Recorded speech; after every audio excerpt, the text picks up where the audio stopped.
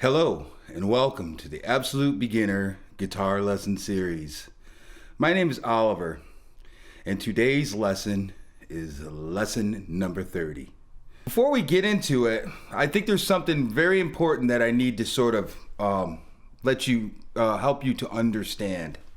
And what we really need to do is we need to take a look at the relationship between the root note of the scale and the seventh note of the scale. So I have a C major scale up on the screen, and we're looking to see how the seventh note of the scale relates to the root note of the scale. And I want to do sort of an illustration on the guitar, so I hope you'll indulge me. And what I'm going to do is I'm going to choose the note C that's at the 5th fret of the G string. So we're going to call C our root note. Now, in the C major scale, B is the 7th note of the scale. Now, if we look at our B or our C note that we have at the 5th fret on the G string, the B note is right next to it at the 4th fret. So this is the first thing that I need you to understand. If we have the root note at the 5th fret, the note that represents the 7th can be found 1/2 step or 1 fret below that note on the same string. So if the root is at the 5th fret, C, the 7th note of the scale, B, is at the 4th fret.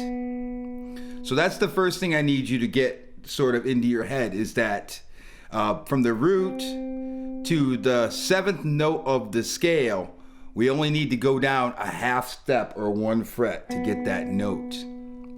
So now we're on B, and B is the 7th note of the scale. However, if we flat this note, we'll get B flat. And B flat is at the 3rd fret on the G string. So I need you to sort of see that as well, that from the root note, which in this case is C at the 5th fret, to get to the flatted 7th note, we really only have to go down a whole step or 2 frets. So if the root is at the 5th fret, the flatted 7th is at the 3rd fret. And this is very important for us to understand. So that's the stuff that you may want to write down, but I need you to sort of commit it to memory because it's going to be critical for what we're going to do. So now let's talk about the fingerings for some of these chords. And there's a couple rules that we need to follow here, because what we're going to do is we're going to take existing chord fingerings and we're going to modify them so that we can get our major 7th, our dominant 7th, and our minor 7th chords. So the first thing we need to follow is that we need at least 4 strings, because there are 4 separate notes in this scale. So we need at least 4 strings. And whatever fingering we choose, we must have the root note twice in the fingering. So without further ado, let me get into it a little bit. First, we're going to look at some open string chords. The next chord I want to look at is D major. And what I want to do is I want to start with our D major chord, that our 3-string D major chord that has the root note at the 3rd fret of the B string. So I'm going to find my root note at the 3rd fret of the B string, and then I'm going to apply my major chord fingering. So I'm playing at the 2nd fret on the G string, the 3rd fret on the B string, and the 2nd fret on the E string. That is our 3-string D major chord. So now what we want to do is we want to add a 4th string to this chord. And the beautiful thing is I can add the open D string because it's the root note of the chord. So I'm going to go ahead and I'm going to add the open D string, and now I have a 4-note D major chord. And I also have the root note twice. I have the root note at the 3rd fret on the B string, And I also have the root note as the open D string. So we're going to have to modify one of those notes. Now, the D that we're playing as an open string is as low as it can go. So we're going to leave that D note alone, and that will remain as our root note. So what we want to do is we want to look to this other D note that's at the 3rd fret of the B string.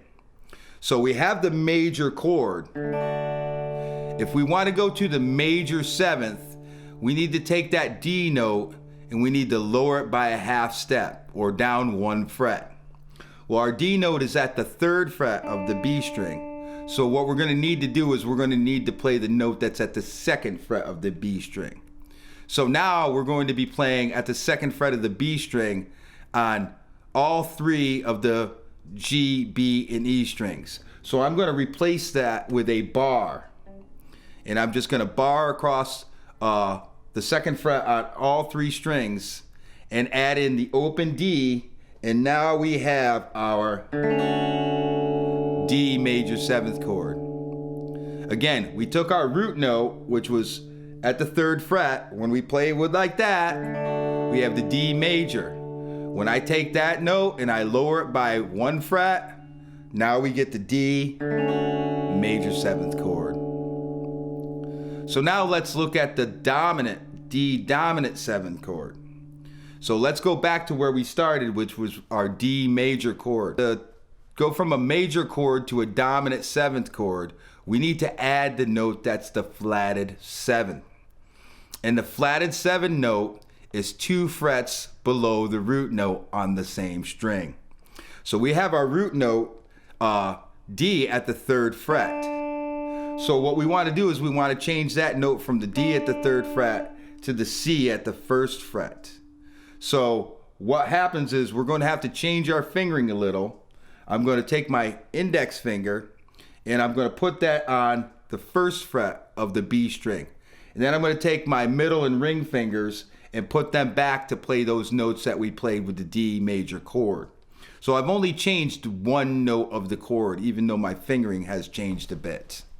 And when we add the C note to these other notes, we get our D dominant 7 chord. And again, it's important for us to understand that line that works off this B string, because we have the root at the 3rd fret.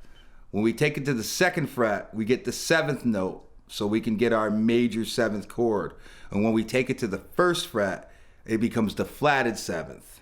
So to contrast the 3 chords, we have the D major, then we drop this D down to the 2nd fret and play the C sharp note, and now we have the D major 7th. And when we drop it down to the 1st fret, we change up our fingering a little bit, and now we have our D dominant 7th chord. We're going to start with our 3-string D minor chord, and I'm going to choose my root note on the 3rd fret of the D string. So I'm going to apply my 3-string fingering.